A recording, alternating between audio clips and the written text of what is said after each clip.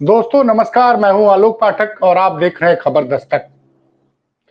सपा के सांसद अफजाल अंसारी ने एक बयान, बड़ा चौंकाने वाला बयान दिया है। परसों वो गाजीपुर में बोल रहे थे और जो उन्होंने बोला उसको सुनकर एक बार आप भी चौंक जाएंगे। उन्होंने कहा, बढ़िया हुआ कि हम मिल्कीपुर हार गए। जी हां, आपने सही सुना। उन्होंने ये बोला कि बढ़िया हुआ कि हम मिल्कीपुर हार गए। सपा के कार्यकर्ताओं को उन्होंने कहा कि अगर अभी से आप जग जाइए, 2027 की तैयारी शुरू कीजिए, क्योंकि अगर आप 2027 में चूक गए तो दोबारा कभी सरकार नहीं बना पाएंगे, क्योंकि आपका मुकाबला सरकार भाजपा से नहीं है, आपका मुकाबला भाजपा के साथ सरकार के अधिकारियों से भी है। आपने देखा कि मिल्कीपुर में अब भारतीय जनता पार्टी से नहीं हारे हैं, आप वहां सरकारी कर्मचारियों से आ रहे हैं, अधिकारियों से आ रहे हैं, चुनाव आयोग से आ रहे हैं, तंत्र से आ रहे हैं। और उन्होंने एक लाइन और भी कही, पीडीए को लोगों को कहा कि आप लोग बटोगे तो पिटोगे। अब समझिए क्या बोला उन्होंने, बटोगे तो पिटोगे। एक तरफ योगी जी कहते हैं बटोगे तो कटोगे, दूसरी तरफ वो कह रहे हैं बटोगे तो पिटोगे। उन्होंने एक चीज का बड़ा महत्वपूर्ण, देखिए अफजाल अंसारी बहुत सुलझे हुए राजनेता हैं। 1985 में वो पहली बार विधायक बने थे कम्युनिस्ट पार्टी से। उसके बाद कई बार वो बसपा से सांसद रहे, कई बार सपा से सांसद रहे। लगातार 1985 से लेकर 2002 तक वो गाजीपुर में विधायक रहे, मोहम्मदाबाद सीट से। उन्होंने क्यों बोला कि बटोगे तो पिटोगे? उन्होंने साफ साफ नसीहत दी। किसको नसीहत दी? यादवों को और मुसलमानों को। उन्होंने एक चीज का जिक्र किया कि अभी मेरी एक राजनेता से बात हो रही थी, भारतीय जनता पार्टी के बड़े राजनेता से। उन्होंने कहा, घबराइए मत, अभी पंचायत चुनाव होने वाला है। अब पंचायत चुनाव में पूरे पीडीए की असलियत सामने आ जाएगी। तो हमने पूछा कैसे? कहे यादव जी लोग चाहेंगे कि उन्हीं का आदमी प्रधान बने, उन्हीं का आदमी बीडीसी बने और उन्हीं का आदमी ब्लॉक प्रमुख बने। तो आपको इस पर नजर रखनी होगी कि जैसे ही आप यादव जी लोग चाहेंगे कि उन्हीं का आदमी ग्राम प्रधान बने, उन्हीं का बीडीसी बने, तो क्या होगा? गैर यादव ओबीसी में मतों में बिखराव हो जाएगा और वो पीडीए उनका टूट जाएगा और उसके बाद हम विधानसभा का चुनाव आराम से जीत जाएंगे। दरअसल मैंने कहा ना, अफजाल अंसारी बहुत सुलझे हुए राजनेता हैं। अगले साल उत्तर प्रदेश में ग्राम पंचायत का चुनाव है। ग्राम पंचायत का चुनाव होगा मई जून में और उसके बाद जनवरी 2027 में, इसके 6 महीने बाद विधानसभा का चुनाव होगा। तो उन्होंने कहा कि अगर आप चाहते हैं, ईमानदारी से चाहते हैं कि ये जो तानाशाहों की सरकार चल रही है, तो यादवों और मुसलमानों से विशेष आग्रह किया कि आपको त्याग करना होगा।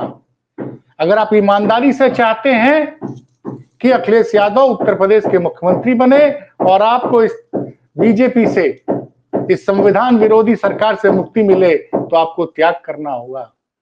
आपको देखना होगा कि आपके गांव में अगर बड़ी संख्या में राजभर जाति के लोग हैं तो उनके उम्मीदवार को आप ग्राम प्रधान बनाइए। अगर आपकी ग्राम सभा में निषाद जाति के लोग ज्यादा हैं तो निषाद जाति के लोगों को आप ग्राम प्रधान बनाइए। आप त्याग कीजिए। जब आप त्याग करेंगे तभी राजभर समाज को लोगों को लगेगा और निषाद समाज को लोगों को लगेगा, पटेल समाज को लोगों को लगेगा कि नहीं यार, ये लोग हमारा ध्यान रखेंगे, ध्यान रख रहे हैं। और जब वो चुने जाएंगे, क्योंकि उन्होंने कहा कि जिस तरह की एकता अपने लोकसभा चुनाव में दिखाई, जितना त्याग यादवों और मुसलमानों ने लोकसभा चुनाव में किया, आपको याद होगा उत्तर प्रदेश में कैसे चुनाव जीता था समाजवादी पार्टी ने। समाजवादी पार्टी पे एक ठप्पा था कि ये मुसलमानों और यादवों की पार्टी है, लेकिन अखिलेश यादव ने जो 64 टिकट बांटे लोकसभा में, उसमें मात्र 9 टिकट 5 यादव और 4 मुसलमानों को दिया। बाकी टिकट उन्होंने नान यादव, ओबीसी और दलितों को दिया। और उसका नतीजा क्या रहा कि लोकसभा चुनाव में भारतीय जनता पार्टी बुरी तरह से हारी। उन्होंने याद दिलाया, याद करिए कितना दबाव था ग्राम प्रधानों के ऊपर सरकार की तरफ से कि खबरदार प्रचार मत करना, सपा के मंच के आसपास नजर नहीं आना। वही दबाव उन्होंने जिला पंचायत अध्यक्ष पे डाला था, राशन की दुकान वालों पे डाला था। उस वक्त बड़ी समझदारी से यादव समाज और मुसलमान समाज ने काम किया, सबने धैर्य रखा, वो बोले नहीं।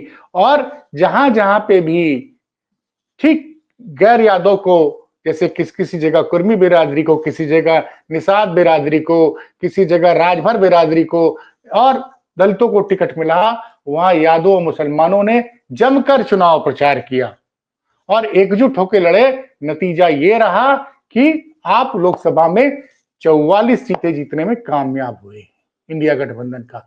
तो वही एकता आपको दिखानी है और उसी एकता को भारतीय जनता पार्टी तोड़ना चाहती है। उन्होंने आगाह किया कि यादव लोग, उन्होंने कहा कि देख रहे हैं कि चुनाव अब आप बैठे हुए हैं 2025 में, एक साल बाद 2026 में पंचायत का चुनाव होना है।